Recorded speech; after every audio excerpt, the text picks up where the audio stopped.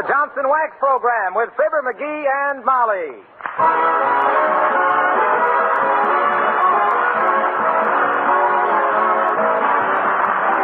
The makers of Johnson's Wax and Johnson's Self-Polishing Glow Coat present Fibber, McGEE, and Molly, written by Don Quinn, with songs by Martha Tilton and the King's Men, and music by Billy Mills. The show opens with Love Is.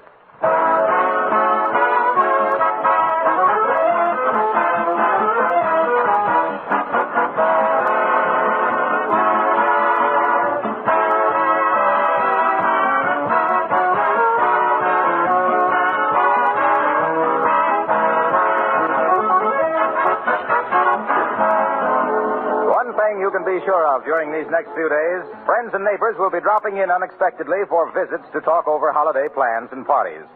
Will your home always be ready for them? Floors gleaming with beauty, tabletops and woodwork spotless? If you practice protective housekeeping with genuine Johnson's Wax, it probably will be. Daily housework is reduced to a minimum when these surfaces are Johnson waxed. Rooms are quickly tidied up, and properly waxed floors never really lose that richly polished look that good housekeepers so much admire. When you wax your floors, furniture, and woodwork, you not only protect them against scratches, dirt, and wear, you not only save yourself hours of work, but you also win the compliments and praise of your family and friends for the beauty that genuine Johnson's Wax adds to your entire home. When you consider the low cost of those advantages, is it any wonder so many good housekeepers just couldn't keep house without this famous wax polish? But don't be satisfied with anything but the original and genuine Johnson's Wax in paste, liquid, or cream wax form.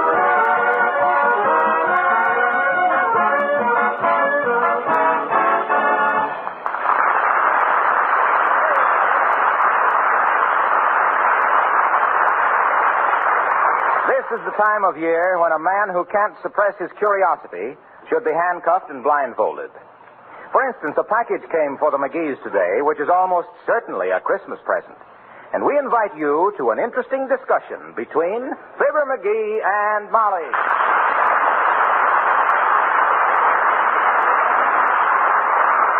Oh, but Molly, look, we don't know it's a Christmas present. Just the same, McGee, we're not going to open it before Christmas. Oh, but sweetheart, there's nothing on it that says don't open till Christmas. Don't get mushy with me. I still say we don't open it till Christmas morning now. Okay. I just wondered if it could have been them silver fox furs, that's all. I just wondered. What silver fox furs? Oh, never mind. We'll know Christmas morning. Well, I guess I'll run out the cigar store. McGee! Huh? What silver fox furs? Who's sending me some furs? How should I know? Well, you're the most exasperating. But this is exactly the size and shape of a box that would have a set of fox furs in it. Hey, cut that out. You can't open that. Not till Christmas. But, darling... Don't get mushy with me. You can't open it. Here, give me that package. You wouldn't let me open it, and I won't let you open it. Why do you pay any attention to me? I'm just a woman. I don't know anything. You're the man of the house, and what you say ought to go, dearie. Hand me the scissors. Here. Thanks. Uh-oh. Bad news, Molly. It ain't furs. What? It isn't? Oh, dear. I told you we shouldn't have opened that package, McGee. Not until Christmas. But what is it? I don't know. Look. Oh. It's a musical instrument of some kind. Looks like a little pipe organ. There's electric wires on. Hey, I know. It's one of them chime doorbells. And a beauty, too. You mean one of those doorbells that every time it rings you expect somebody to say, the following announcement is transcribed? Yeah, but it don't say here who sent it. Now, who do you suppose... Oh, get that stuff out of sight quick, McGee. Okay. Come in. Mr. Wilcox. Hello, Paul. Oh, hi, Harlow. Come on in. No, thanks. I just wanted to leave these packages for you. And don't open them before Christmas. Oh, thank you, Mr. Wilcox, and we won't. But what's your hurry? I've got to stop and get a sandwich before I go back to the office. I missed my lunch. Well, Merry Christmas. Well, heavenly days. Now, there's plenty of cold chicken in the refrigerator, Mr. Wilcox, and a lemon meringue pie. Oh, boy, my favorite vegetables. But, gee, I hate to be any trouble, Molly. It's no trouble at all. I'll just set out the chicken. Now, wait a minute. No, you don't. I'll find everything myself. Don't get up or I won't stay. Oh, well, go ahead, Wilcox, and easy on that pie. You got to watch them hips. Okay, I'll try to restrain myself. Well, we know he didn't send that doorbell. Oh, but I wonder who did. Oh, dear. Come in. Yeah. Oh, how do you do, Mrs. Uppington? How do you do, Mr. McGee? And Mr. McGee? Yippee-you, side to you, Mrs. Hughes. Won't you slip out of your stables and squat a spell? Thank you, Mr. McGee. I came over to ask a favor of yours. Oh, certainly, Abigail. Anything we can do, just ask us. Oh, yes. Unless you want me to take that pooch of yours for a walk. I draw the line at patrolling the precinct with that pie-eyed peak. Miss McGee, Fifi does not enter into this matter at all. Besides, I believe she entertains the same aversion to you that you do to her. Well, that's a lot of entertainment for one man and a dog. But what can we do for you, Abigail, dear? Well, Mrs. McGee, I head the neighborhood committee to conserve waste paper for the government. I wish to ask you not to burn or destroy your waste paper and cardboard. Please save it, and I shall have a truck pick it up whenever you call. Why, sure. I'd be glad to help such a good cause. Personally, I'd like to form a movie committee for this war. A movie committee, Miss McGee? Yeah, I'd like to get the government to make a documentary picture and send 1 million prints to Tokyo. Starring what actor, dearie? Harry Carey.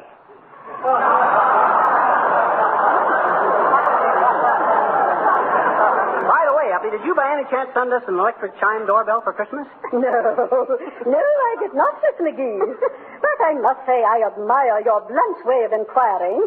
I simply detest people who hint. I do too, Uppy. Although when I was a cub reporter years ago, I was always the diplomat. Oh, sure, yes. Yes, you betcha. Never used to ask a direct question if I could help it. But if there was any inside dope I wanted, I got it. Get that dope McGee, I was known as in those days. Oh, my. Get that dope McGee, the dashing, daring darling of the dailies and the ding-dong dip-to-doodle daddy of the dirt dishers, diligently deviling dignified diplomats for delicate details, discreetly dictating data difficult to decipher, and deliberately denouncing dangerous demagogues dripping with dubious dialogue designed to develop defeatism, doing my duty with a dearth of dilly-dallying despite the dirty digs of the desperate dogs who determined to dampen my do-or-die disposition and deteriorate a diggity dynamo into a drippy droop, a dandy detective aside from death and danger, but doesn't this description sound like a total stranger?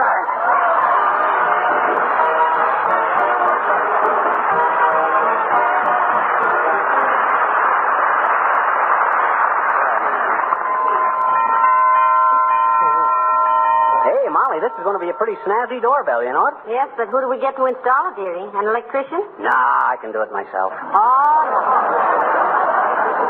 No, please, let's not go into that again. What do you mean? I fixed the thermostat on the furnace last week, didn't I? It works at the touch of a finger now. Sure it does, sure. At the touch of a finger, you get a shock that melts your bobby pin. I'll get you some rubber gloves. Anyway, I don't see... Oh, dear. Come in. Oh, hi, sis. Hi, mister. What you doing? Huh? What? I guess not. You guess not what? I guess you didn't know I was a businesswoman, mister. Oh, businesswoman, eh? Well, just what branch of commercialism are you identified with, madam? Well, I says, what's your racket? Oh, a miserable toe. Huh? Miserable toe.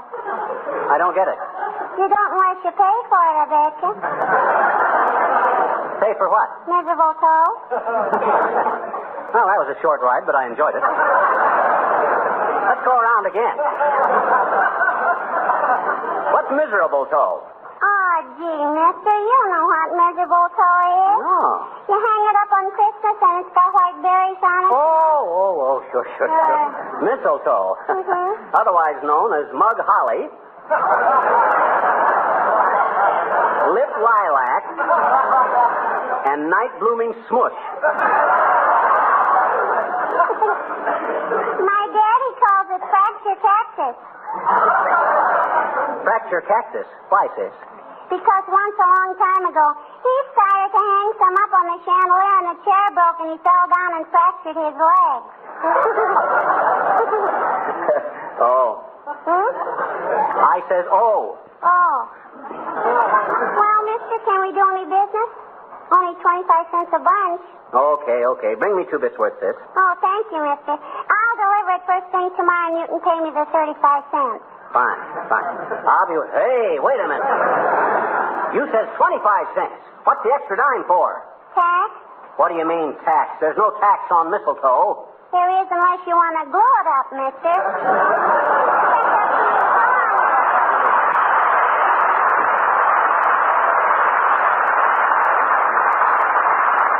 Smart little tyke.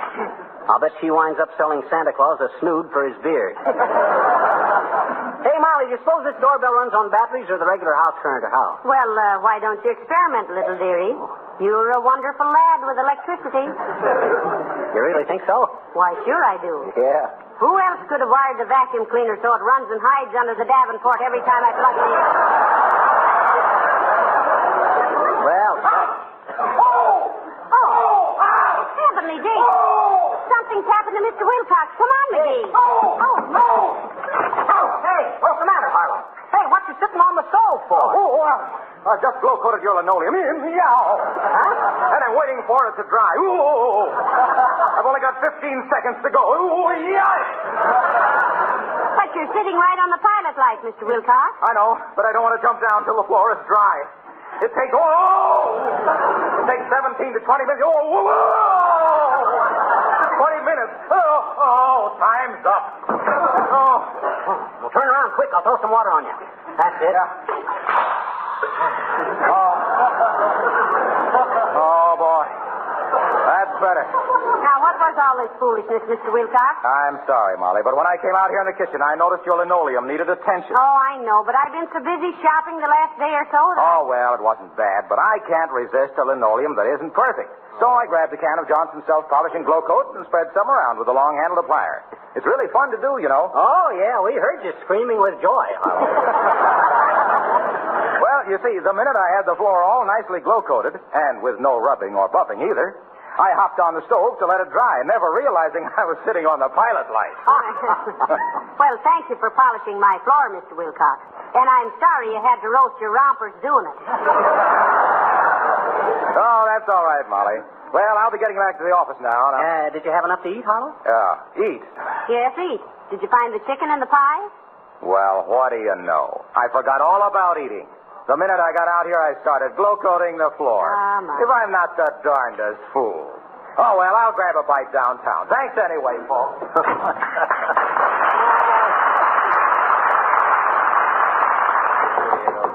I'd like to get paid by the door knock, McGee. At a nickel a knuckle, I'd be rich in a week. Come in. Oh, hi, Latrivia. Good day, Mr. Mayor. How do you do, Mrs. McGee? Hello, McGee. I just stopped in... Excuse me just a minute, Latriv. Look, did you send us an electric chime doorbell for Christmas? I did not. I didn't send you anything for Christmas. You mean yet? McGee. Except for my immediate family and employees, McGee, I'm putting my Christmas budget into defense bonds and stamps. Good for you, Mr. Mayor. We've got to back up our buck privates with our private bucks. Which is an old saying I just made up. Exactly. And now, McGee, you've been hounding me for a job with the city. Oh, I wouldn't say hounding you, Latrivia. Oh, I'll admit I've been kind of scratching around wagging my tail, but... Well, have you got something lined up for him, Mr. Mayor? I think so. Are we alone? Nobody here but us chickens, Latriv. McGee, how are you on disguises? Heavenly days. Detective work? How am I on disguises? Funny you should ask that, Latrivia. Why, when I was a cinder dick for the old TSR Railroad... What railroad was the TSR? The Topeka, Sauganash, and Rochester. Better known to the passengers as the two streaks of rust.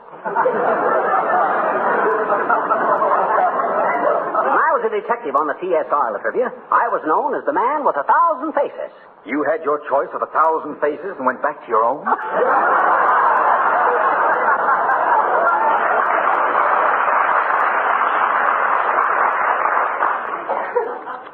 Oh, tush. I'll never forget the time I rounded up that gang of boxcar bandits around East St. Louis. I was walking along the right-of-way, slick as a cat, disguised as a jockey. Never mind the heroic details, McGee. All I want to know is, can you assume a completely different identity and maintain it under trying circumstances for days at a time? Oh, why, certainly he can, Mr. Mayor. Why, he can even disguise his voice. Change your voice for the mayor, dearie. Okay, I will. No trouble at all. In fact, I started changing my voice at the age of 14. Splendid. You report to the City Hall first thing tomorrow, McGee. Oh, wonderful. You better get me a police permit. You better get me a police permit, Lippert, so I can carry a gun. You won't need a gun. The disguise will be enough. You're going to be Wistful Vista's official Santa Claus in City Hall Park. $5 a day. I'll see you tomorrow.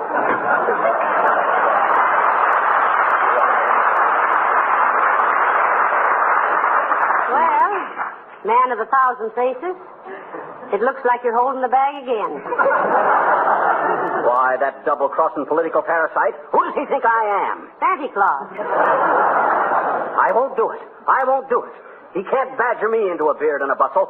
No, sir. Well, here we go again. I got to hurry up and put this doorbell up. Yes, an ounce of prevention is worth 10 pounds on the door. Yeah. Come in.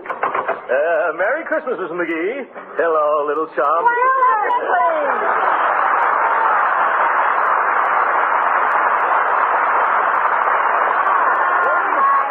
Heavenly days, how do you do, I'm sure. Well, come on in, Gildy, old sock. I'm glad to see you. Look at him, Molly. Ain't he a sight? What's that, McGee? I mean, ain't he a sight for sore eyes? Oh. By George, it's nice to see you folks again.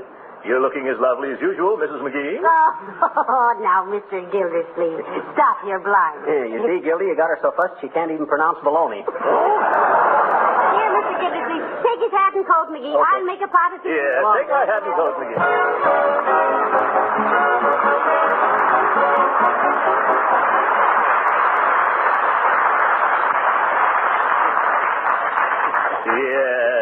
Yes, Sir Gildersleeve, you don't look a day older than when you left Wistful Vista. Oh, Not that you were any chicken then, but... yes. Will you have another cup of tea, Mr. Gildersleeve? No, thank you. I should hope not. You've had 6. I have not. I've only had 5, McGee. What do you mean, 5? You had one at the coffee table, one while you were snooping through our Christmas cards, Yes. another Oh, while now, McGee, stop. He's welcome to all the tea he can drink. Thank you, Mrs. McGee. My goodness. I never thought my little chum would ever begrudge Throckmorton P. Gildersleeve a miserable little cup of tea. What do you mean a miserable tea? My wife makes the best tea in the... I didn't say the tea was miserable. You did, too. You said he... Why? McGee, he didn't mean that. He meant he was surprised you wouldn't want him to have all the tea he wants. Yes. Why, sure. Welcome to all he wants, big ninny. But tea's pretty stimulating, Trocky, old man. And to a guy your age with your blood pressure, it might make you just a trifle... What? What are you talking about, my age? Why, I'm still on the sunny side of 40. Maybe, but you got no more use for suntan oil, boy. I wish you boys would stop this.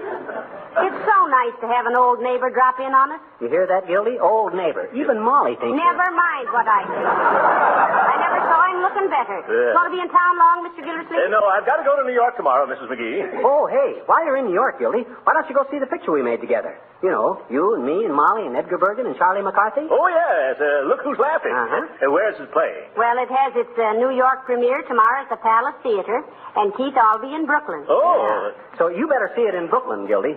You're one of them bums. Is that so? Speaking of bums, McGee, that was a bum joke of yours sending me that old lawnmower the other day. Why, it was yours, Mr. Gildersleeve. Didn't you want it back? Well, I thought it was a big, expensive Christmas present. So before I opened it, I went out and bought McGee a very costly easy chair with a built-in radio and everything. Gildy, I'm sorry. That lawnmower thing was just a gag. I sent you a real present yesterday. What? You did, McGee? Why, sure. I thought to myself, if Gildersleeve ain't worth $47.50 of my money... Oh, I'm sorry. I didn't mean to let the price slip out. $47.50 is none too much for Mr. Gildersleeve, McGee. Not that the price of a gift makes any difference. Of course it doesn't. But I might have known that my little chum wouldn't do a thing like that. $47.50, eh? Well. Come in. Is this the resident? Who lives here? I do, Bud. Fibber McGee. Oh, thanks. Here's a telegram. It's a wire. Well, I'll sign for it, boy. There. Give the lad a quarter, dearie. Sorry, Bud. I got nothing smaller than 35 cents. You got a quarter, Gildy? No, I haven't, little chum. Sorry, Sonny. Oh, that's all right, folks. I didn't expect it. I've been here before.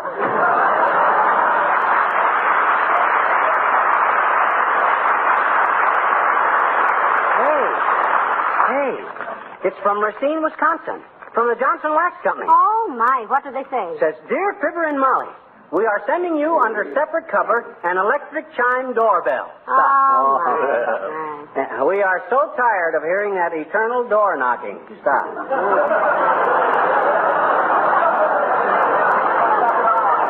So is everybody else. Stop. If every knock was a boost, you'd have a Crosley rating of 6,000. Use the doorbell. Stop. Regards and Merry Christmas. Signed Johnson's Wax. Well, that solves the mystery, McGee. Yeah, sure does, don't it? For a while there, I wondered, hey, where are you going, Gildy, old man? Aren't you going to stay for dinner? Oh, please do, Mr. Thank you. I'm sorry, folks, but I've got to get back to Summerfield and then on to New York. Hey, that's the wrong hat, McGee. I was wearing a fedora, not a beret. Oh, shoot me. That's the one I wear to fix the furnace in. Here you are, Gildy. Thank you. Well, I certainly enjoyed this visit. Oh, thank you, Mr. Gildersleeve. And I'm so sorry you can't stay for dinner. I hope you enjoy your Christmas present, folks. I'm sure we will, Mr. Gildersleeve, and thank you very much. Yeah, and I hope you like the one I sent you, Gildy. I'm sorry I was so crude as to let the price slip out. Yes, $47.50. Well, certainly nothing to be ashamed of. Wow. Well, goodbye, folks, and Merry Christmas. Goodbye, Mr. Gildersleeve. The same to you. So long, Crosley. Well, I'm certainly glad we found out who the doorbell was from, dearie. Me too. Hey, Molly. Yeah? What could I get Gildersleeve that would look like it cost around $47.50?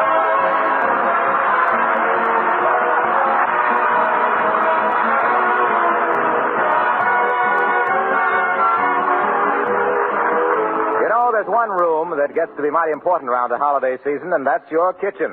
For two reasons. One, it gets more than the average amount of wear and tear. And two, when your friends drop in, they all seem sooner or later to find their way to the kitchen. Now, what's the number one thing to do to be ready for them? Right. Give your floor a protective beauty treatment. Make it sparkle and glisten with Johnson's Self-Polishing Glow Coat. The floor polish that gives floors such a lasting luster, that makes linoleum wear indefinitely, keeps its colors as fresh and bright as new. Glow Coat is different from ordinary polishes. Its film is flexible, not brittle. It does not chip or wear down unevenly. It guards linoleum surfaces against wear and dirt. Makes house cleaning so easy because it needs no rubbing or buffing. Glow Coat is quick drying. You simply apply and let dry 20 minutes. And Glow Coat is economical because a little goes a long way. Now, if you're not already using Glow Coat, just try it once. Look for the familiar red and yellow can, and be sure it reads Johnson's Self-Polishing Glow Coat.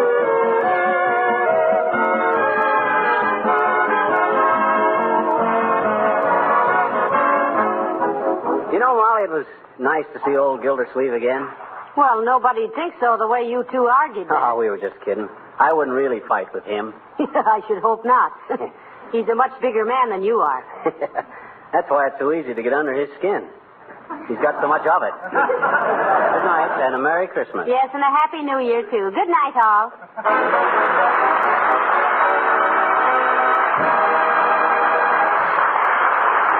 This is Marla Wilcox, speaking for the makers of Johnson's Wax Finishes for Home and Industry, inviting you to be with us again next Tuesday night. Good night. With automobile production again restricted, it's very important to take better care of your car. Don't let the finish deteriorate. Make it last. Keep it new-looking with Johnson's Car New, the sensational auto polish that both cleans and wax polishes with one application. 2 jobs in one, in less than half the time they used to take. For the sake of your car and for your own pleasure, buy a can of Johnson's Car New right away. It's spelled C-A-R-N-U. This is the